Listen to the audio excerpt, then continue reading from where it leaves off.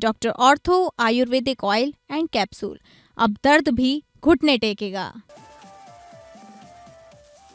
राहुल के तंज पर सियासी जंग, केंद्रीय मंत्री रवनीत बिट्टू को देख राहुल ने कहा मेरे गद्दार दोस्त। रवनीत बिट्टू का पलटवार, बताया देश का दुश्मन। बीजेपी ने राहुल गांधी पर सिखों के अपमान का लगाया आरोप। जनरल नरवणे की किताब पर आर पार के मूड में राहुल गांधी। राहुल गांधी ने दिखाई जनरल नरवणे की अप्रकाशित किताब, बोले पीएम को किताब भेंट करूंगा। राहुल ने संसद में नहीं बोलने देने का लगाया आरोप। पश्चिम बंगाल एसआईआर मामले में ममता बनर्जी की याचिका पर सुप्रीम कोर्ट ने चुनाव आयोग को जारी किया नोटिस। कोर्ट ने चुनाव आयोग को मतदाताओं को नोटिस भेजने में सावधानी बरतने का दिया निर्देश। कोर्ट में ममता ने आयोग पर बंगाल को निशाना बनाने का लगाया आरोप। कुशीनगर में वोटर लिस्ट में गड़बड़ी के आरोप पर सियासत गर्म। सपा नेता और पूर्व मंत्री राधेश्याम सिंह ने बीजेपी विधायक मोहन वर्मा पर सपा के वोटरों के नाम हटवाने की साजिश का लगाया आरोप। चुनाव आयोग से धोखाधड़ी का मुकदमा दर्ज करने की मांग। ऑनलाइन गेम बना किलर, गाजियाबाद में कोरियन लवर गेम के जाल में फंस कर 3 सगी बहनों ने किया सुसाइड। 9वीं मंजिल से छलांग लगाकर की आत्महत्या। पुलिस ने मोबाइल नहीं देने से खुदकुशी का किया दावा।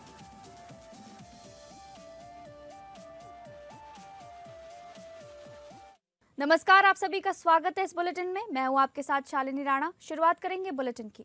संसद के गेट पर राहुल गांधी और केंद्रीय मंत्री रवनीत सिंह बिट्टू का आमना सामना हुआ तो एक अजीब घटनाक्रम पेश आया। राहुल गांधी ने केंद्रीय मंत्री को गद्दार दोस्त कहकर बुलाया तो भाजपा नेता ने उनको देश का दुश्मन कहा।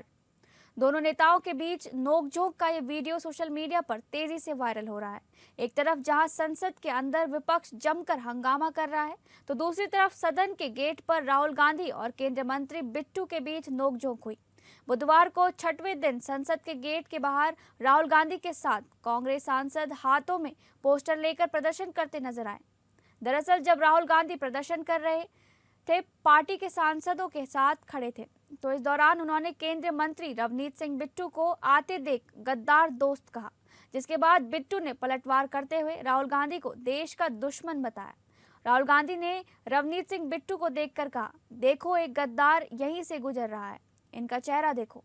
इसके बाद बिट्टू के पास आने पर राहुल गांधी ने उनसे हाथ मिलाने के लिए हाथ बढ़ाया और कहा, नमस्ते भाई मेरे गद्दार दोस्त, चिंता मत करो, तुम वापस कांग्रेस में आ जाओगे। रवनीत सिंह बिट्टू पलटवार करते हुए उनको देश का दुश्मन कह डाला।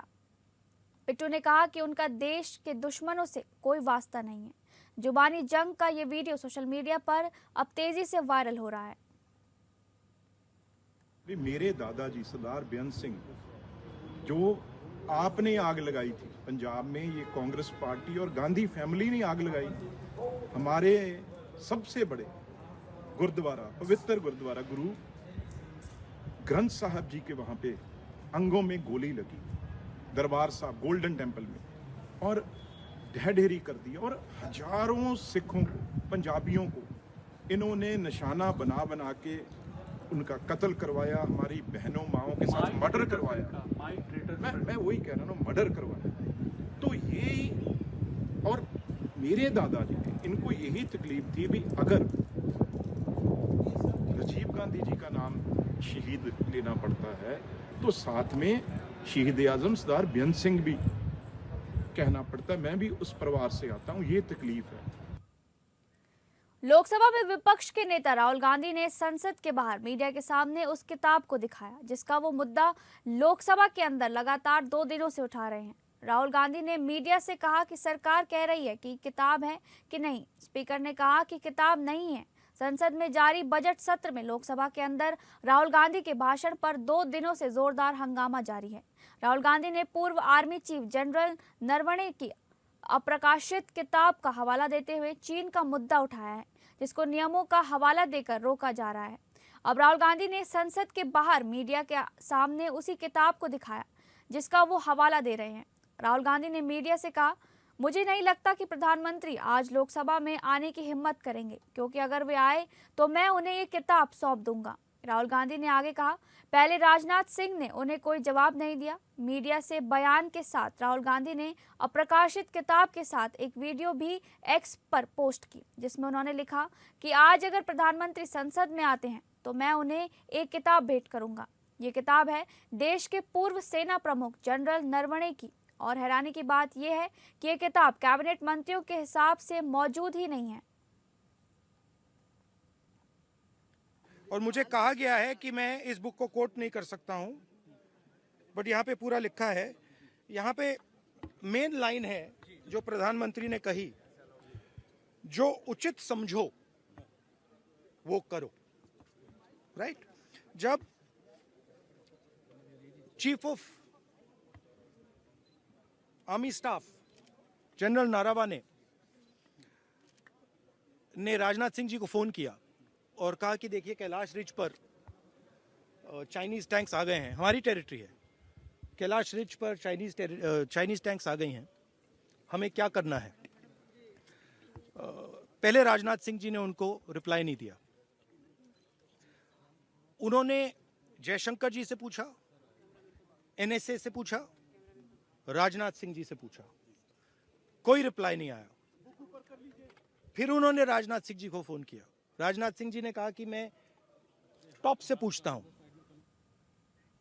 पश्चिम बंगाल के मुख्यमंत्री ममता बनर्जी ने सुप्रीम कोर्ट में व्यक्तिगत रूप से पेश होकर राज्य में चल रही विशेष संशोधन प्रक्रिया पर अपनी चिंता व्यक्त की। उन्होंने न्यायमूर्ति सूर्यकांत, न्यायमूर्ति जॉय माल्या बागची और न्यायमूर्ति विपुल पांचोली की पीठ को संबोधित करते हुए कहा कि राज्य के वकीलों ने हमेशा मामले की पैरवी की है, लेकिन न्याय नहीं मिला।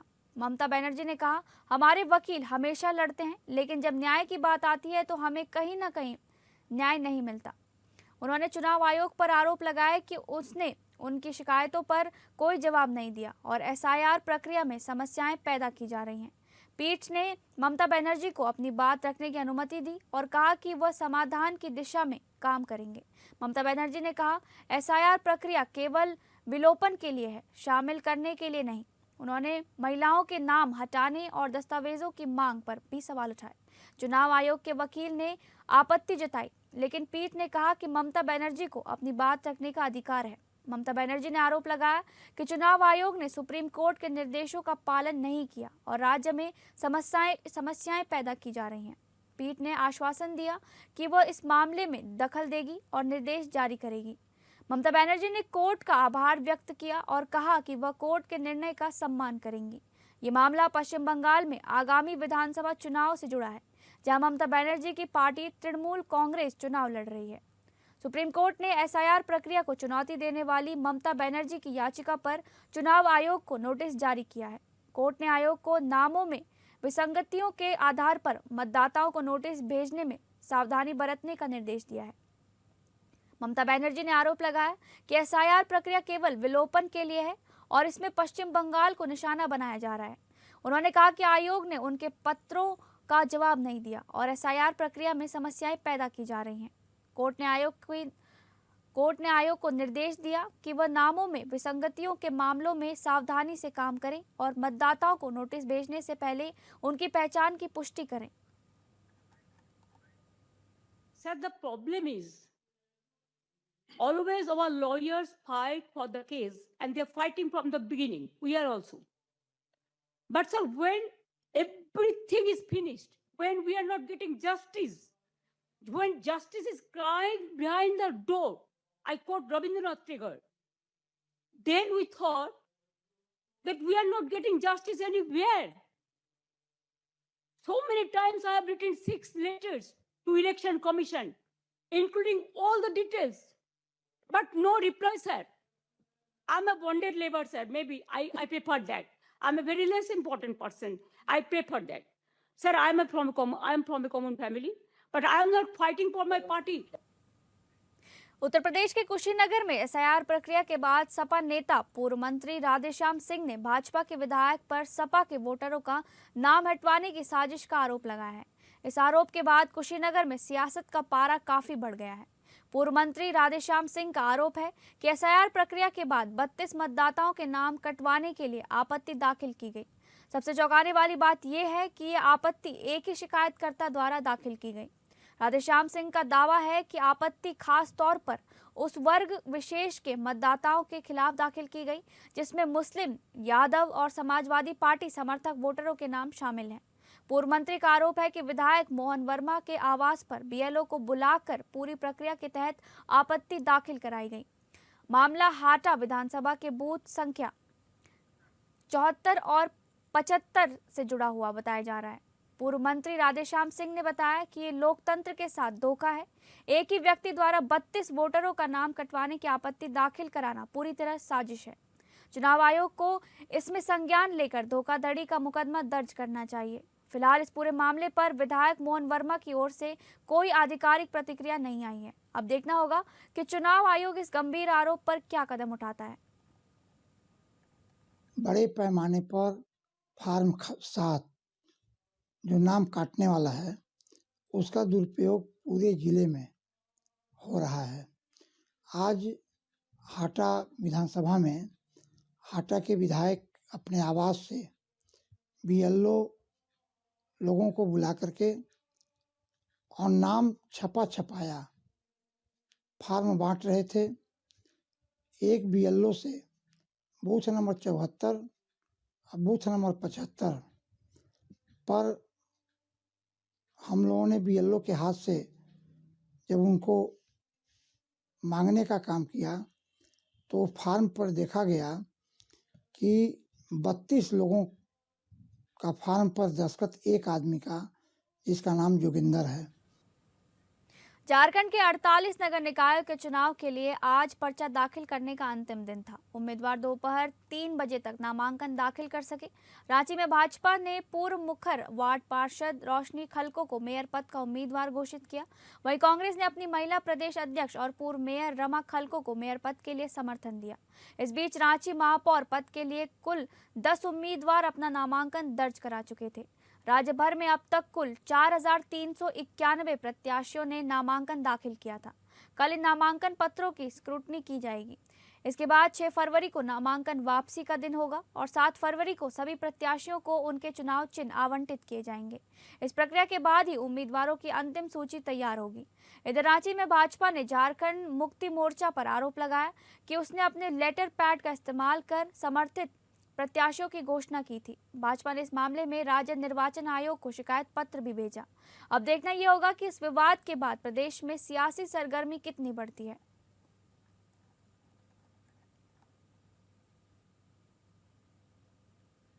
झारखंड की राजधानी रांची स्थित प्रदेश भाजपा कार्यालय में बीते कल शाम को राज्य के नेता प्रतिपक्ष बाबूलाल मरांडी ने राज्य सरकार पर जमकर निशाना साधा है। दरअसल पूर्व मुख्यमंत्री ने एक प्रेस वार्ता को संबोधित करते हुए राज्य सरकार पर किसानों के साथ धोखाधड़ी का बड़ा आरोप लगाया है। इस क्रम में उन्होंने दावे किए कि 3 फरवरी 2026 तक मात्र 19,80,000 क्विंटल धान ही खरीदा गया, जबकि 60 लाख क्विंटल की खरीदारी के लक्ष्य को पूरा करने का वादा किया गया था। डीसी साहब है वो तो धान को पता ही नहीं होगा कब पैदा होता है, कब किसान लगाते हैं, कब धान क्या बोलते हैं उसको कटाई होती है, धान कब बेचेंगे। फिर झारखंड के बारे में भी उनको ठीक से शायद नहीं पता होगा। नया डीसी नए होंगे। मैं बड़ी प्रामाणिकता से बात कर रहा हूँ, ऐसा नहीं है। अब कोई डीसी यानी सरकार किसी को भी नहीं कर रहा हूँ, तो सरकार का निर्देश उनको बताया कि 15 मार्च तक हम लोग खरीदारी करेंगे। अब जरा सोचिए झारखंड की हालत क्या है, किसानों की हालत क्या है। लघु कृषक है, सीमांत कृषक है, कोई बड़े बड़े किसान नहीं है। उत्तर प्रदेश के कानपुर की मूक बधिर किशोरी खुशी गुप्ता का जीवन अब बदल गया है। सीएम योगी आदित्यनाथ से मिलने के लिए 90 किलोमीटर पैदल चलकर सुर्खियों में आई खुशी का कॉकलियर इम्प्लांट ऑपरेशन सफलतापूर्वक पूर्ण किया गया है। सर्जरी के बाद खुशी सुनने लगी है और लोगों की आवाज पर रिएक्ट भी करने लगी है। ऑपरेशन के बाद खुशी के पहले शब्द सीएम योगी थैंक यू था। साल 2025 में खुशी गुप्ता नवंबर के महीने में कानपुर से लखनऊ तक पैदल चलकर सीएम योगी से मिलने पहुंची थी। 22 नवंबर को वो सीएम आवास के बाहर नजर आई थी। हालांकि उसकी सीएम योगी से मुलाकात 26 नवंबर को हुई थी। सीएम योगी से मुलाकात के दौरान खुशी ने प्रधानमंत्री नरेंद्र मोदी और सीएम योगी आदित्यनाथ की खुद बनाई पेंटिंग और स्केच उन्हें भेंट की थी। सीएम योगी ने खुशी की स्थिति को देखते हुए उसके इलाज की जिम्मेदारी लेने का भरोसा दिलाया था। इसके साथ ही उन्होंने खुशी को विशेष शिक्षा के लिए मूक बधिर कॉलेज या डेफ स्कूल में दाखिला दिलाने, स्किल डेवलपमेंट के लिए टैबलेट या मोबाइल उपलब्ध कराने और परिवार के लिए आवास की व्यवस्था कराने का आश्वासन दिया था। मुख्यमंत्री के आश्वासन के बाद खुशी के इलाज की प्रक्रिया शुरू की गई थी। अब कॉक्लियर इम्प्लांट ऑपरेशन के सफल होने के बाद परिवार में खुशी का माहौल है। खुशी के परिजनों ने मुख्यमंत्री योगी आदित्यनाथ और इलाज करने वाले डॉक्टरों का आभार जताया है। परिवार का कहना है कि सरकार और डॉक्टरों के सहयोग से उनकी बेटी के जीवन में नई उम्मीद जगी है और अब वह सामान्य जीवन की तरफ बढ़ रही है। डॉक्टरों का कहना है कि ये इलाज खुशी के लिए एक लंबी यात्रा की शुरुआत है। बता दें कि खुशी की सर्जरी कानपुर स्थित मेहरोत्रा ENT क्लिनिक में की गई। डॉक्टरों के अनुसार ऑपरेशन आयुष्मान भारत योजना और मेहरोत्रा ENT फाउंडेशन के सहयोग से किया गया। फिलहाल खुशी की हालत स्थिर है। देखो होता क्या है कि 5 साल की उम्र में 6 साल की उम्र में अगर इसका ऑपरेशन हो जाता ना, देखो उसको सुनाई नहीं देता, इसलिए वो बोल नहीं पाते। नहीं सर, मैंने कराया था, कराया था सर, ऑपरेशन कराया। कान की पर्दे का देखिए सर, नहीं उससे नहीं, एक दिमाग का होता है कहीं पे। वो नहीं कराया। क्या उम्र है इसकी? 20 में चल रही है सर, 20 में चल रही है, 20 साल की है। 20 साल की हो गई है। हाँ 20 साल की हो गई बेचारी जो है। फिर भी एक बार लिखवा देते हैं, जो भी पॉसिबिलिटी होगा। उसमें देखिए होता क्या है कि वो ऑपरेशन हो जाता है ना, तो उसके बाद जो है स्पीच थेरेपी यानी बोलने का अभ्यास करवाया जाता है। बोलने का अभ्यास करवा करके धीरे धीरे करके वो अपनी रफ्तार पकड़ लेता है, तो सामान्य जीवन जी सकता है। फिर उसमें बोलने में सुनने में कोई दिक्कत नहीं होती। हम तो सर गार्ड की नौकरी करते हैं कानपुर में सर। किस में काहे की नौकरी करते हैं? गार्ड की मार्शल के जो मेट्रो बननी है ना सर, अभी चुन्नीगंज से लेके सर मालूर तक का सर। हाँ। लड़का कौन क्लास में पढ़ता है? 7 में है सर। 7 में 10 में सर। क्या उम्र है इसकी? ये 15 में चल रहा है सर। 15 साल है। हम ये सोचते हैं मम्मी कैसे यहाँ आ गई, अब तो ये मेरे लिए और ज्यादा परेशानी हो गई। अब परेशानी नहीं होगी, उसको ठीक ढंग से वो कराओ, ठीक हो जाएगा, सब ठीक हो जाएगा। कुछ समय पहले एक गेम आया था जिसका नाम था ब्लू व्हेल, जिसको खेलते खेलते टास्क के लिए लोग अपनी जान देने पर उतारू हो जाते थे। इस गेम को खेलते हुए बहुत सारे सुसाइड के मामले सामने आए थे। उसी तरह एक और घटना गाजियाबाद में देखने को मिली है, जहां 3 सगी नाबालिग बहनों 16 साल की निशिका, 14 साल की प्राची और 12 साल की पाखी ने कोरियन लवर गेम के चलते ऑनलाइन टास्क बेस्ड गेम की लत में 9वीं मंजिल से छलांग लगाकर आत्महत्या कर ली। परिवार और आसपास के लोगों के लिए यह समझ पाना मुश्किल था कि मोबाइल पर खेला जाने वाला कोई गेम इतना बड़ा खतरनाक कैसे हो सकता है। कोरियन लवर कोई सामान्य गेम नहीं है जो सिर्फ मनोरंजन के लिए बनाया हो। ये कोरियन कल्चर से प्रेरित ऑनलाइन लव या रोमांटिक टास्क बेस्ड गेम का एक पैटर्न है। इन गेम्स में यूजर को एक वर्चुअल पार्टनर या लवर मिलता है जो कोरियन स्टाइल में बात करता है, प्यार भरे मैसेज भेजता है और भावनात्मक जुड़ाव बनाता है। के-पॉप और के-ड्रामा के फैंस इस तरह के गेम्स की ओर जल्दी आकर्षित हो जाते हैं। रिपोर्ट्स बताते हैं कि ऐसे गेम्स में सबसे बड़ा खतरा ये होता है कि बच्चे असली और नकली दुनिया का फर्क भूल जाते हैं। वर्चुअल रिश्ता उन्हें असली जैसा लगने लगता है। कुछ मामलों में टास्क इतने हद तक बढ़ जाते हैं कि वे खुद को नुकसान पहुंचाने जैसे खतरनाक संकेत देने लगते हैं। ये तरीका पुराने ब्लू व्हेल गेम जैसा माना जा रहा है, जिसमें आखिरी चरणों में जानलेवा टास्क दिए जाते हैं। हालांकि पुलिस ने ऑनलाइन गेम के चक्कर में खुदकुशी के दावे को नकारा है। पुलिस का कहना है कि मोबाइल नहीं देने से तीनों बहनों ने खुदकुशी की है।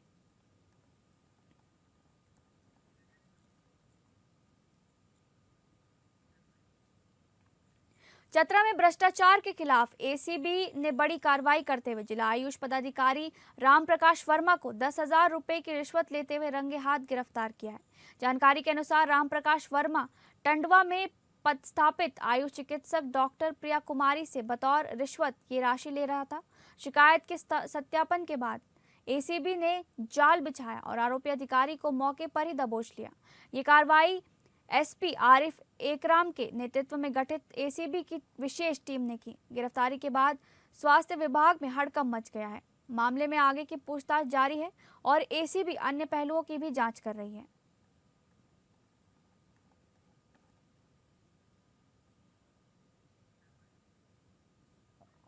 झुंझुनू के नवलगढ़ स्थित पंजाब नेशनल बैंक शाखा में गोल्ड लोन घोटाले का खुलासा हुआ है।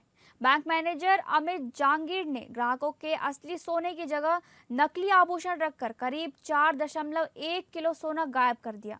बैंक प्रबंधन ने इस मामले में मैनेजर सहित 5 कर्मचारियों को तत्काल सस्पेंड कर दिया है। इस स्कैम में कुल 6.5 करोड़ रुपए मूल्य के सोने की हेराफेरी सामने आई है।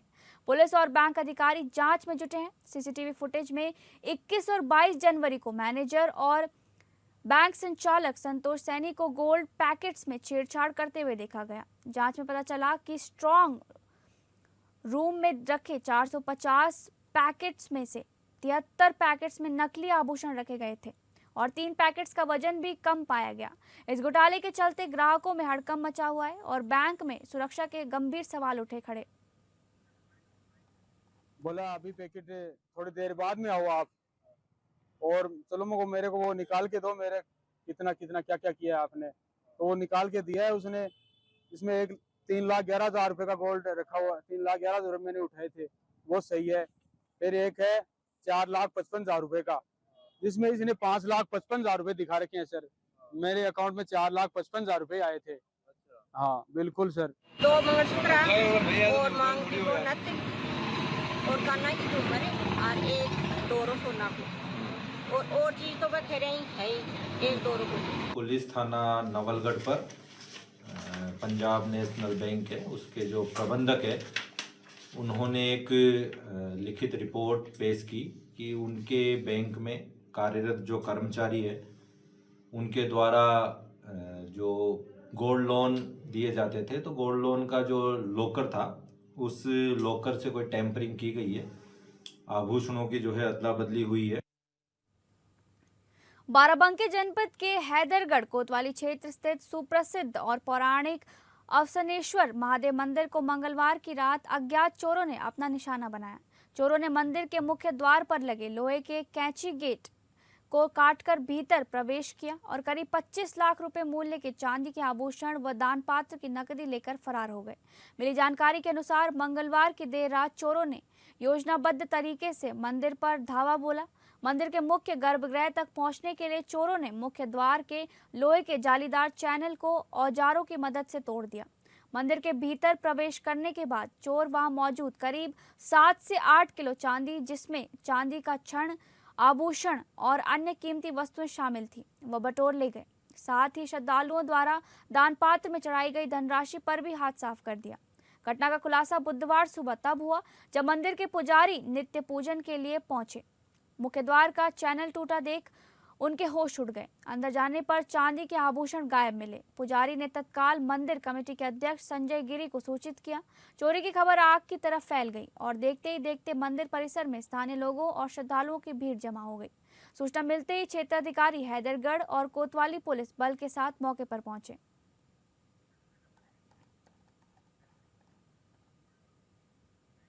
फिलहाल इस बुलेटिन में बस इतना ही। नमस्कार।